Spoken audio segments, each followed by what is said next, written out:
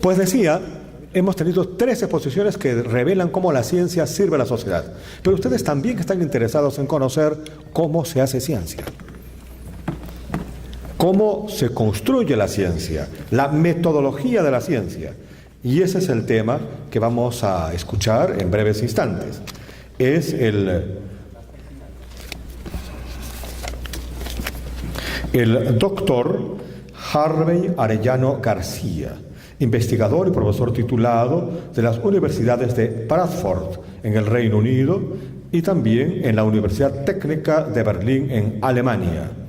Él va a exponer sobre avances en el diseño óptimo de los experimentos. Las palmas son para él en estos instantes. Gracias,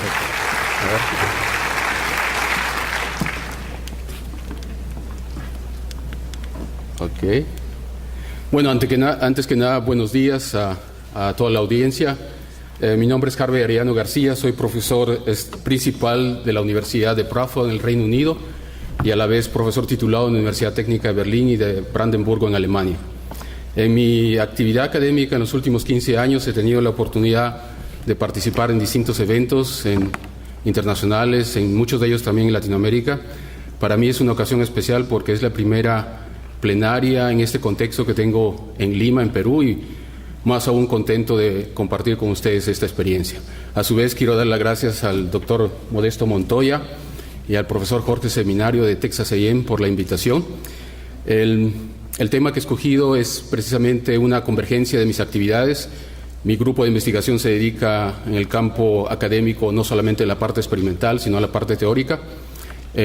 Uno de los campos de investigación en lo que he trabajado en los últimos 5 años se refiere específicamente a cómo diseñar un experimento.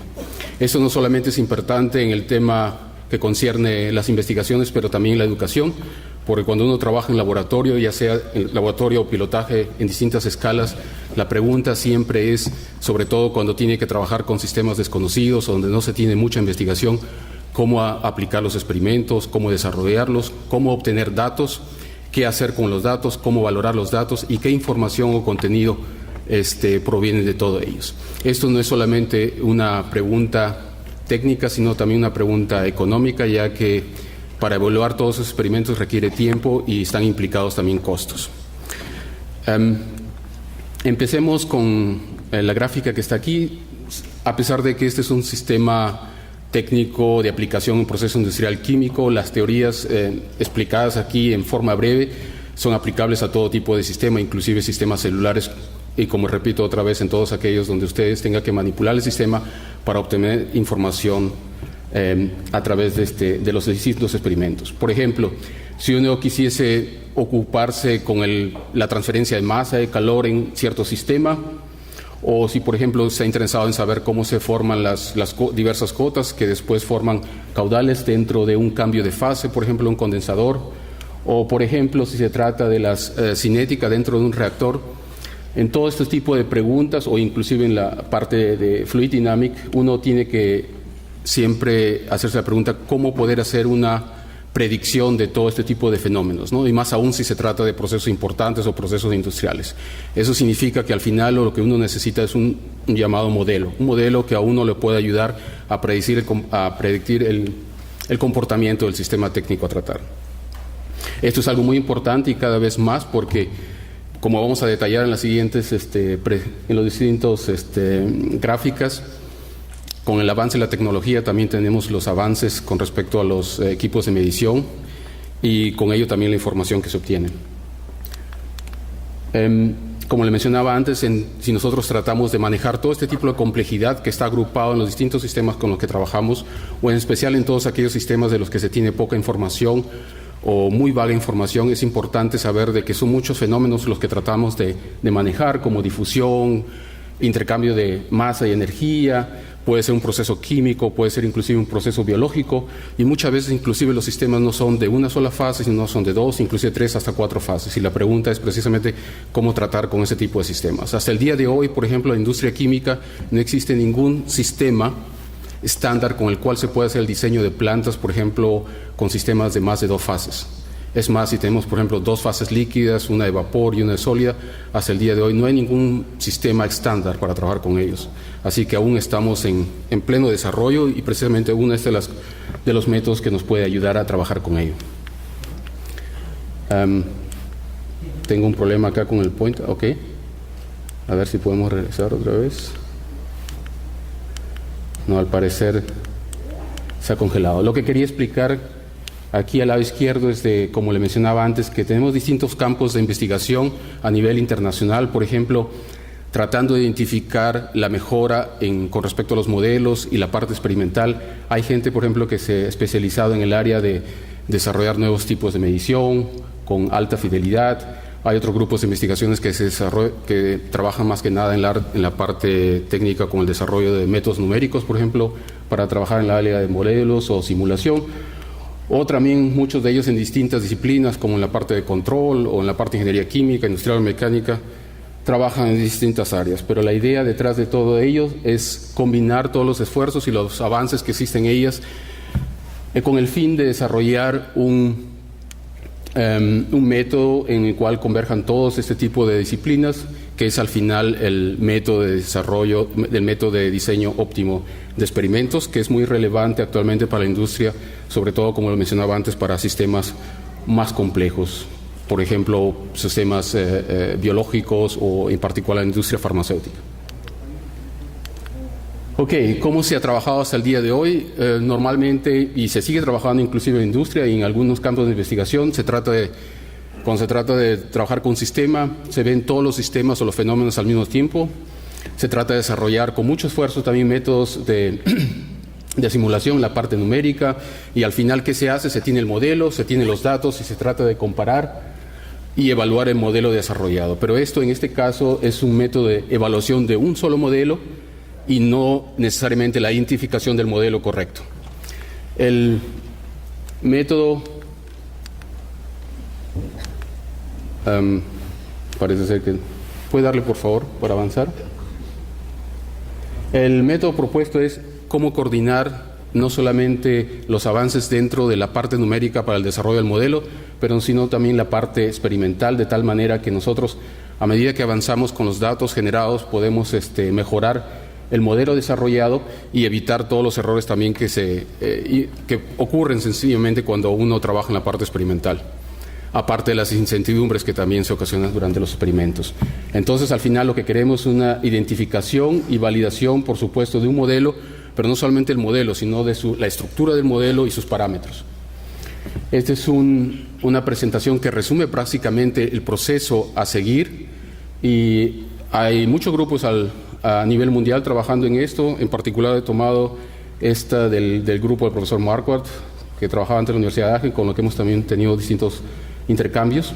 El punto de partida acá es, por ejemplo, que al comienzo uno tiene intuición o poco conocimiento del sistema a tratar. Aquí, por supuesto, estamos tratando de sistemas desconocidos o poco conocidos. Entonces, el punto de partida es que nosotros en el comienzo, con esa poca información que tenemos, tratamos de desarrollar un método numérico o aplicamos un método numérico para tener el modelo que es el matemático en la computadora, y lo que hacemos es básicamente cambiar los valores, cambiar los valores, los parámetros, las condiciones iniciales, y con la parte numérica lo que calculamos son posibles valores de las variables de estado, por ejemplo, y ese es el primer paso a dar.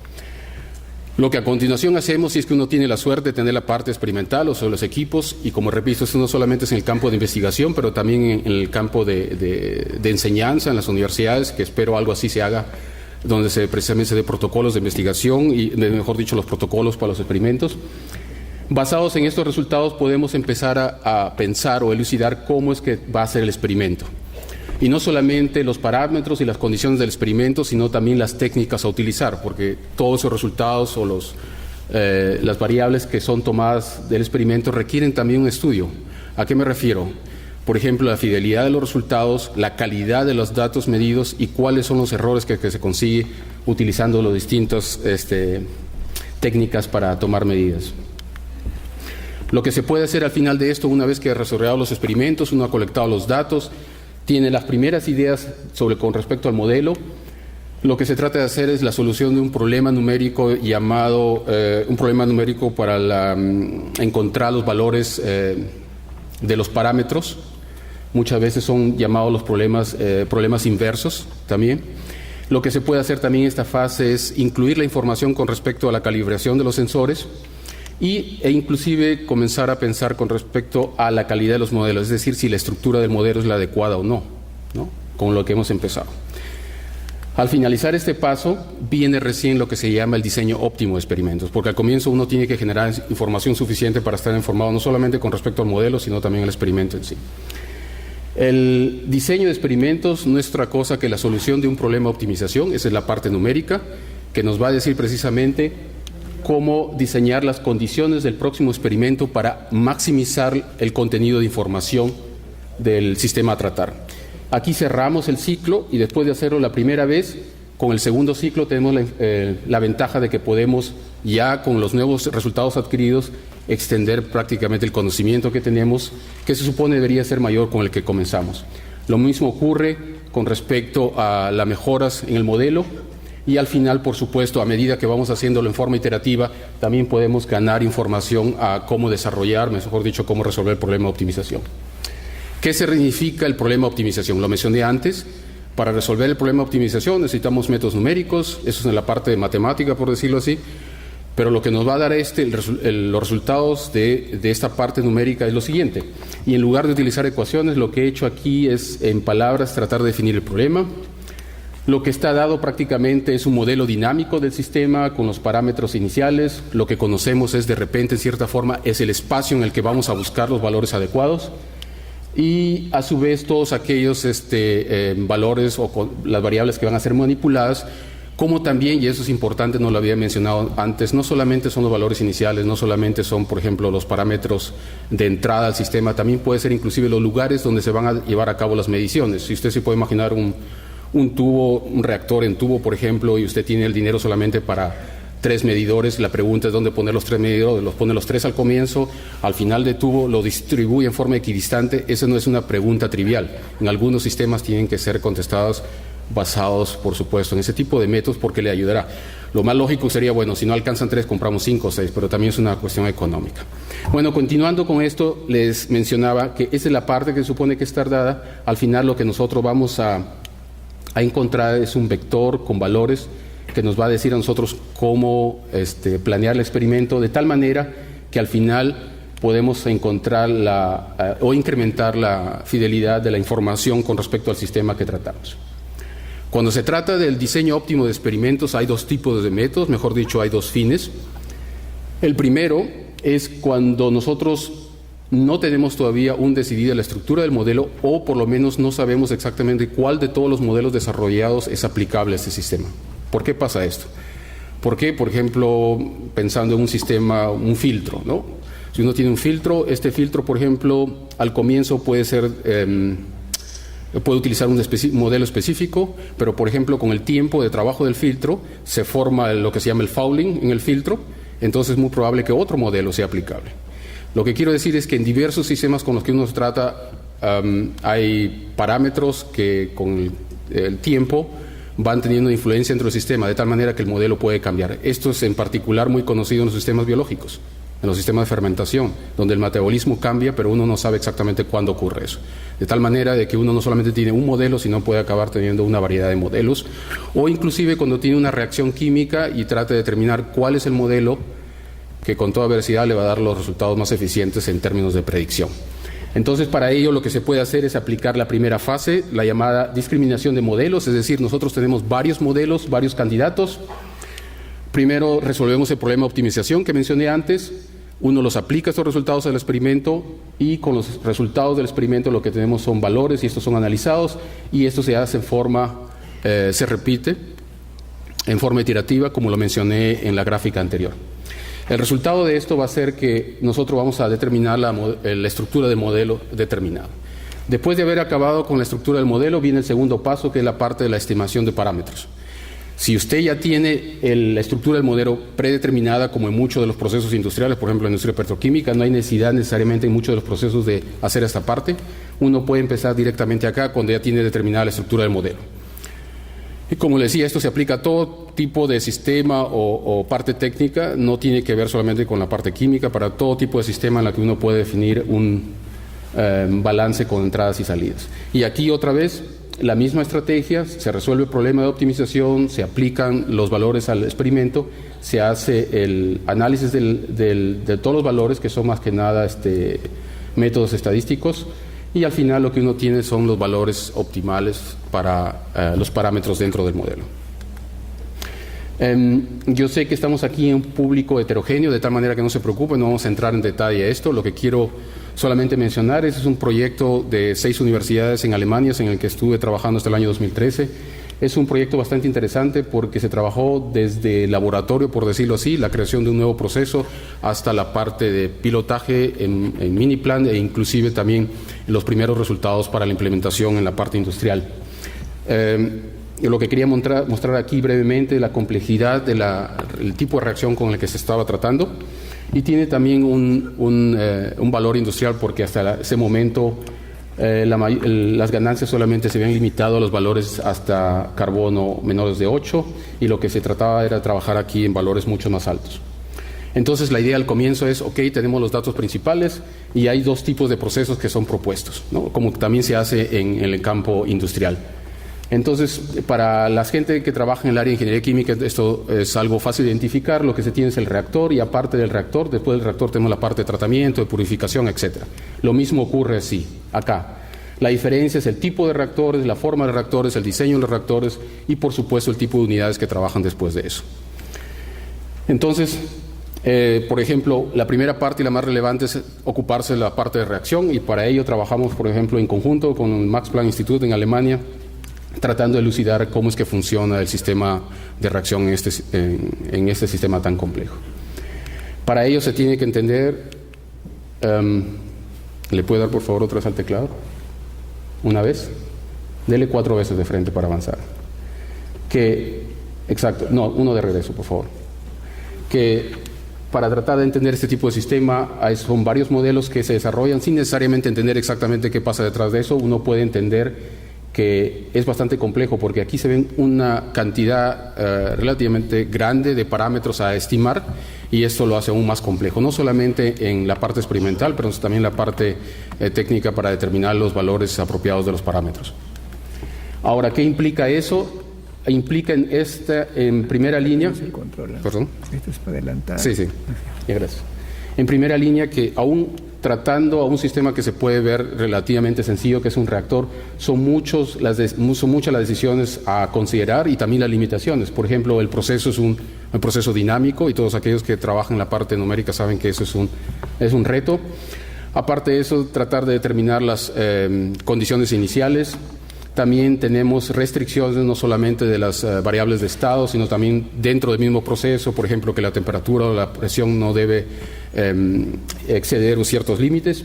Y esa es la parte más importante, porque al considerar todos ellos también tenemos que ver que este experimento tiene un tiempo limitado. No podemos hacer el experimento en días o en semanas, ¿no? Sino precisamente tenemos una capacidad, tenemos ciertas restricciones también económicas, aparte de las de seguridad, etcétera, a considerar. Entonces, brevemente, la parte matemática, que va a ser discutida acá. Hay distintos métodos y hay muchos grupos a nivel internacional que tratan de determinar cuál es el mejor método numérico para resolver este tipo de problemas, donde incluye todo este tipo de variables. Y nosotros hemos estado trabajando conjuntamente con el grupo de la Universidad de Cambridge para desarrollar un método, sobre todo la parte numérica, un método eficiente a tratar con este tipo de sistemas que son bastante extensos por el número de variables y por la complejidad a tratar. Esto solamente rápidamente para mencionar el sistema que les mencioné anteriormente, la reacción, pero no solamente la reacción en sí, sino como se ve aquí en forma breve, todas las limitaciones del sistema en sí, que tienen que ser lo más posible reales con respecto al sistema al que se va a implementar, es considerada. Y para aquellos que quisieran de repente tener una muestra pequeña con respecto a la ventaja de este método, este es en comparación con el método convencional como se hace, y nosotros lo hicimos así, dejamos a gente del Max Planck Institute que trabaja en la parte experimental como convencionalmente lo hacen ellos, y nosotros lo hicimos con el método aplicado. Lo que se ve aquí, que ellos normalmente hubiesen necesitado para este pequeño reactor, en el ejemplo que mencioné, 36 experimentos, cada uno de ellos a 90 minutos, tomando pruebas, 288 pruebas. El resultado fue que los parámetros no necesariamente eran los mejores. En cambio, con el método que nosotros desarrollamos apenas se necesitaron 3 experimentos dinámicos, 60 minutos, 24 pruebas a medir y, por supuesto, en comparación con los parámetros se logró una ventaja mucho más grande. Esto solamente para demostrar en ese pequeño ejemplo la ventaja que se puede obtener en ello.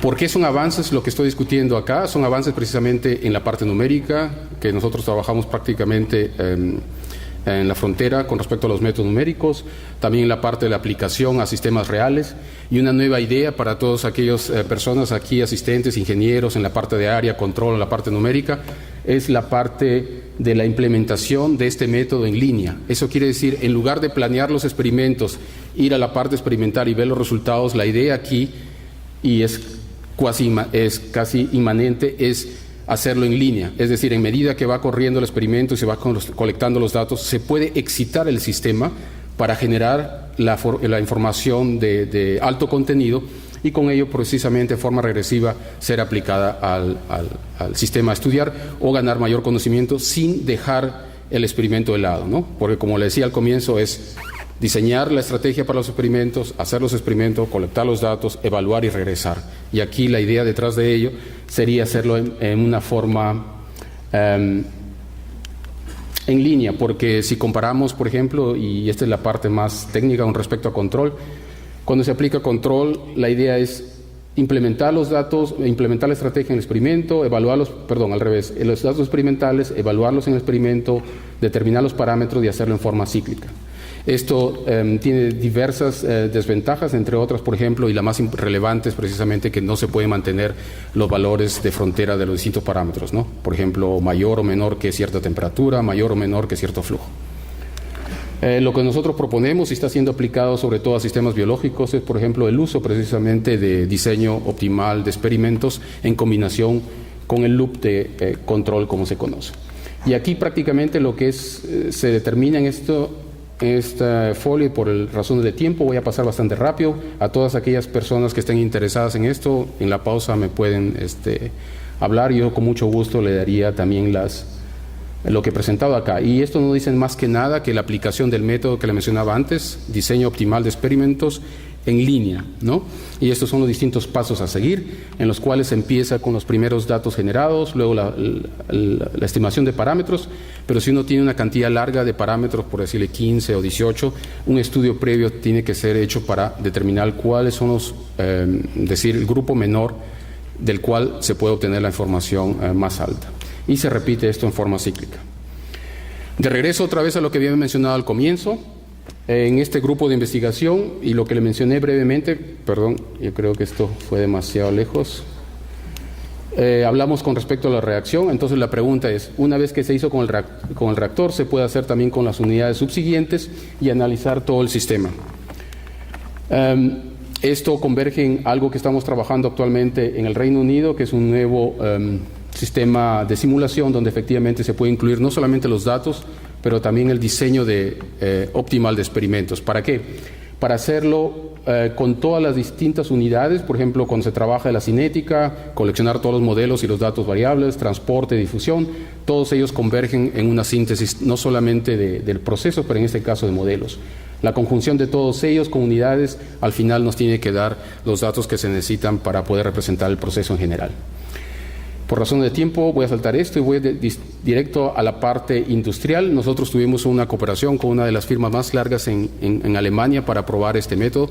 Lamentablemente no le puedo dar todos los datos con respecto a ello por cuestiones de secreto industrial, pero lo que ve aquí es el proceso con el que tuvimos que trabajar. Entonces, en la Universidad Técnica de Berlín empezamos con lo que había mencionado antes, desarrollamos modelos 3D.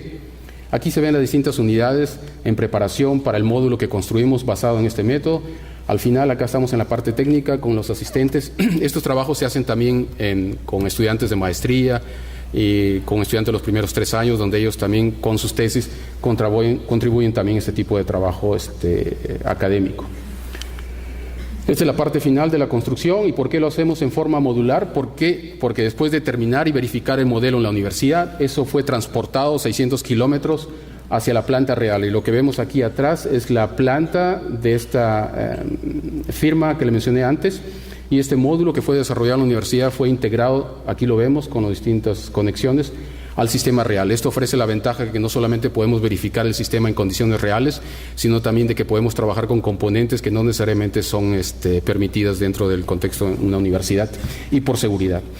Y no solamente podemos verificar los modelos y los distintos módulos desarrollados, sino también podemos verificar estrategias de control. Por ejemplo, estas estrategias de control en sistema fueron desarrolladas también en la Universidad Técnica de Berlín, y al terminar esas estrategias de control tuvimos la oportunidad también de verificarlas en un sistema real utilizando estos métodos y los modelos desarrollados. Y con esto, disculpe por la limitación del tiempo, hubiese querido mostrarle algo más, pero estoy seguro que habrá oportunidad suficiente para hacerlo en los próximos años, ya que esta ha sido mi primera participación y espero no sea la última.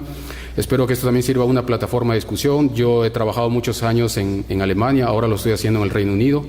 Eso lo menciono de forma particular para todos aquellos docentes, estudiantes interesados en saber cómo funciona el sistema de educación, de investigación en estos países en Europa y que tengan alguna inquietud o preguntas con respecto a becas o intercambio. Con mucho gusto para atender sus preguntas durante las pausas en este día o en los próximos 2 días a seguir. Y al final lo único que queda decir que este método es bastante eficiente, lo hemos demostrado en sistemas químicos y biológicos, y estamos ahora solamente esperando los resultados del nuevo sistema que estamos aplicando, que es más en el área de procesos farmacéuticos. Y con esto, muchas gracias por su atención.